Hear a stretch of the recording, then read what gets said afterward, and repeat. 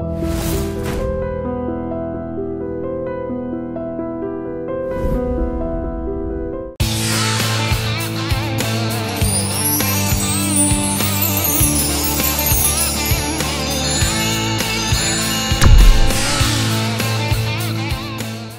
Party ఫిరాయింపులు అనేటువంటిది ఒక ప్రధాన సమస్యగా ఉందండి.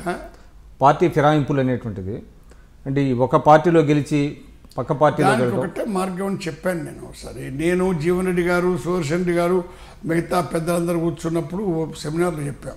జయప్రకాష్, లోక్సత్తా జయప్రకాష్ నారాయణ అందరూ ఉన్నారు. మేమందరం తీసుకున్న వచ్చిన అందరం ఏకీభించిన అభిప్రాయం ఒకటి ఉంది. ముఖ్యంగా స్పీకర్కి అధికారం ఉండొద్దు. ఇప్పుడు తెలంగాణలో కూడా అపాస్యమైంది యాంటీ డిఫెక్షన్లో, ఆంధ్రప్రదేశ్లో అయింది. నేను అందరినీ ఏకరు పెట్టి నిందించడం కాదు, కానీ స్పీకర్ అనే వ్యక్తి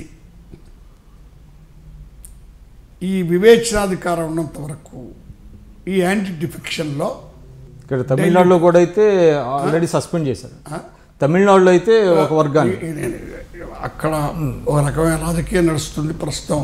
నేను వ్యాఖ్యానించదలుచుకోలేదు. సుప్రీం హైకోర్టు చూసుకుంటుంది, హైకోర్టు లేకపోతే సుప్రీంకోర్టు. కానీ సార్ ఇప్పుడు అంటే లా కమిషన్ రికమెండేషన్స్ ప్రకారం మీరు చెప్పినట్టుగా స్పీకర్కి ఉన్న అధికారాలు తీసి గవర్నర్కి, లోక్సభ స్పీకర్కి ఉన్న అధికారాలు తీసి రాష్ట్రపతికి ఇవ్వాలనేటువంటిది చేసింది అనేటువంటిది. నాది గవర్నరు ఇండిపెండెంట్ ఏజెంట్ కాదండి, government of India agent. Election commission ఇవ్వాలి. ఓకే, అంటే it is not proper to confer powers to governor అంటారా? ఈవెన్ గవర్నర్ ఏంటండి, నేను వ్యక్తుల పేర్లు తీసుకోవాలి. విద్యాసాగర్ రావు నాకు జూనియర్గా ఉండేవాడు జనతా పార్టీలో, నాకు మిత్రుడు. నేను ఏమని నిందించాలా? They act upon centre's direction. So అంటే మీరు చెప్పేది ఎలక్షన్ కమిషన్కి ఉండాలంటారు అధికారాలు. అప్పుడేమవుతుందంటే ఎమ్మెల్యేలు భయపడతారు. మోదీ 3 మెంబర్ ఎలక్షన్ కమిషన్ ఒకరిది కూడా కాదు. ఏమవుతుందో సార్ అసలు ఇప్పుడు స్పీకర్ నా వైపు ఉన్నప్పుడు, జడ్జి నా వైపు ఉన్నప్పుడు నువ్వేం చేస్తావు? నీ కేసు స్ట్రాంగ్ ఉండి నీకు మంచి గొప్ప అడ్వకేట్ ఉన్నాడు, ఏం చేస్తాడు? పాపం గొప్ప అడ్వకేట్, నీ కేసు జడ్జి నా వైపు ఉన్నా. సార్ ఇంకోటి అంటే మన ప్రజాస్వామ్య వ్యవస్థలో అంటే మనది గొప్ప ప్రజాస్వామ్య వ్యవస్థ అంటాం భారతదేశాన్ని. కానీ ఇక్కడ ఏదైతే రాజకీయ పార్టీలు తమ అంతర్గతంగా ప్రజాస్వామ్యం లేకుండా విత్ ఇన్ ది పార్టీస్లో మేము ప్రజాస్వామ్యాన్ని కాపాడటం, మాకు ఓట్లేయండి, మాకు అధికారం అప్పచెప్పండి అని అంటే అంతకంటే హాస్యాస్పదం లేదు కదా. మీ విమర్శలో పస ఉందండి, నేను ఏకీభవిస్తాను.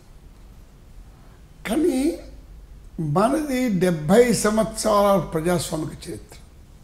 మనం ఇంగ్లాండ్తో పోల్చుకుంటే 400 సంవత్సరాల చరిత్ర, అమెరికాతో పోల్చుకుంటే 200 సంవత్సరాల చరిత్ర. మన దేశం విశాలమైంది, దీంట్లో వైవిధ్యం ఉంది. ఈ వైవిధ్యంలో వైరుధ్యాలు ఉన్నాయి. మనం అనుకునేటువంటి ఆదర్శ పరిస్థితులకి ఏర్పడలేదు. ఇంకా మన డెమోక్రసీ బాగుంది. ఎందుకు బాగుంది అంటున్నాం? అమెరికాతో పోల్చుకుంటే బాగుంది, ఇంగ్లాండ్తో పోల్చుకుంటే బాగుంది, జర్మన్తో పోల్చుకుంటే బాగుందని చెప్పడం లేదే. మిగతా తృతీయ ప్రపంచంలోని దేశాలతో పోల్చుకున్నప్పుడు మనది గొప్పగా ఉంది. ఇది సక్సెస్ఫుల్ ఎగ్జాంపుల్ ఆఫ్ డెమోక్రసీ అని గర్విస్తున్నాం.